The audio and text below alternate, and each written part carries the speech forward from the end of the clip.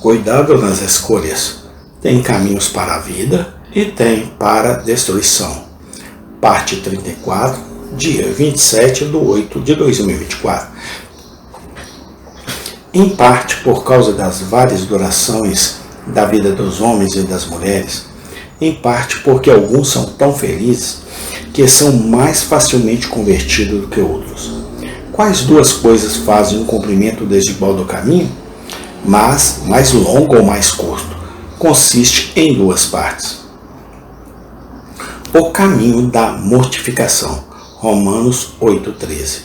Se pelo Espírito mortificardes as obras do corpo, vivereis. Esta é uma parte do caminho estreito que se estende desde o início até o fim, no qual, portanto, os santos que vão para a vida ainda devem estar progredindo, pois nunca chegarão ao fim até a morte. A porta estreita da conversão e regeneração coloca pessoas sobre ela, porque estas não são perfeitas. Mas ainda há uma mistura da velha com a nova natureza, do pecado e da corrupção com a santidade. Esta, nestes dois. 1. Mortificação para a criatura em oposição ao caminho da vaidade.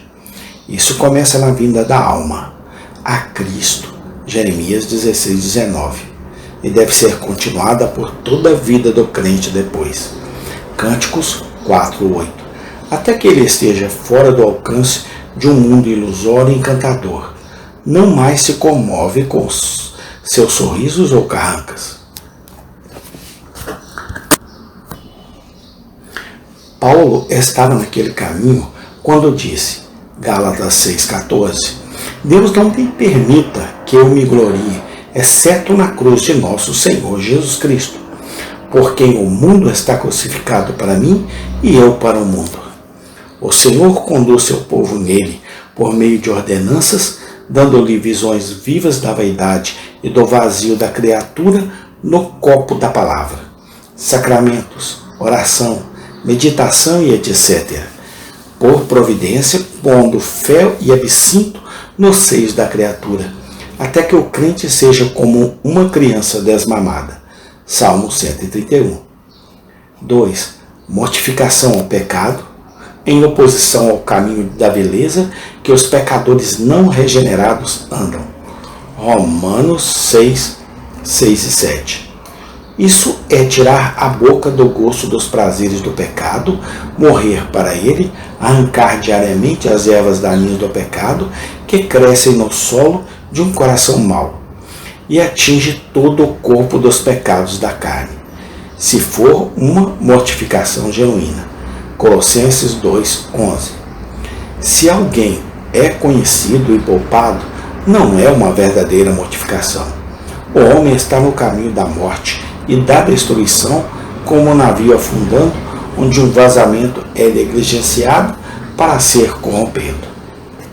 Salmo 119,6 particularmente atinge a concupiscências e corrupções particulares os membros deste corpo. Colossenses 3:5.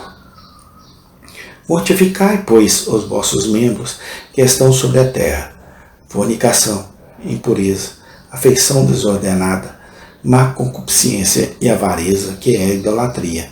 Esses são muitos e de diversos tipos. Concupiscências carnais e concupiscências espirituais, concupiscências agradáveis e paixões atormentadoras.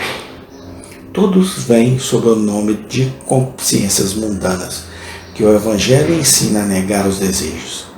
Tito 2:12. Em cada um deles, os homens do caminho da vida mantêm um olhar atento para derrubá-los quando eles começarem a levantar a cabeça para lutar contra eles, buscando sua morte e destruição.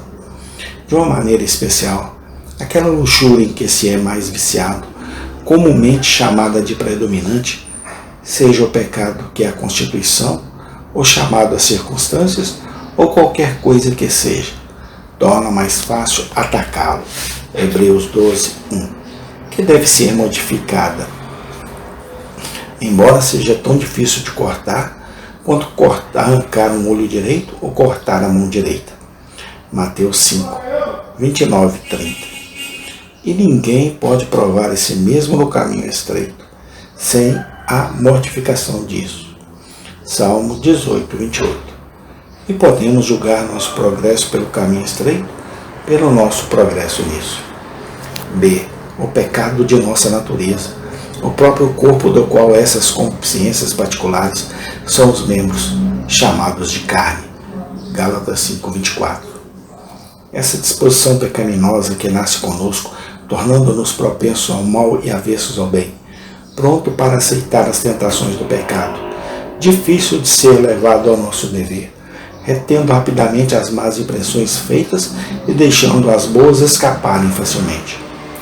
O machado da mortificação deve ser colocado na raiz da árvore, se quisermos seguir o caminho estreito. Agora, estes são mortificados, recusando a obediência a eles e agindo às graças contrárias a eles. Gálatas 5, 16 e 17. Por meio disso, eles estão famintos e enfraquecidos, e a graça é acariciada e fortalecida. Romanos 13, 14. Hebreus 5, 14. O caminho da vivificação ou novidade de vida. Romanos 6, 4. Na prática de boas obras. Tito 3, 8. Isto é, pensamentos, palavras ou ações agradáveis à vontade de Deus e agradáveis à sua vista. Esta é outra parte do caminho estreito, que se estende desde a porta estreita até o fim do caminho na morte, em que se exerce a graça implantada no coração na regeneração, pois a nova natureza deve ter seu fruto em novidade de vida, pelo qual o homem vive para a honra de Deus, seu próprio bem e o bem da humanidade. Também está em duas coisas. 1. Vivendo para Deus em oposição à criatura. Gálatas 2,19. O homem não regenerado está morto para Deus, mas vivo para a criatura.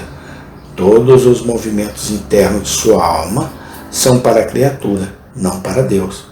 E sua porção, sua alegria está em tê-la, e sua tristeza em tê-la. Eles não têm nenhum movimento gentil em direção a Deus por si mesmo, mais do que aqueles que estão na sepultura. Mas entrando pela porta estreita da regeneração, a pessoa se torna viva para Deus. Romanos 6,11. E morto para a criatura. Colossenses 3,3. Amém. Tem continuação. Deus seja louvado.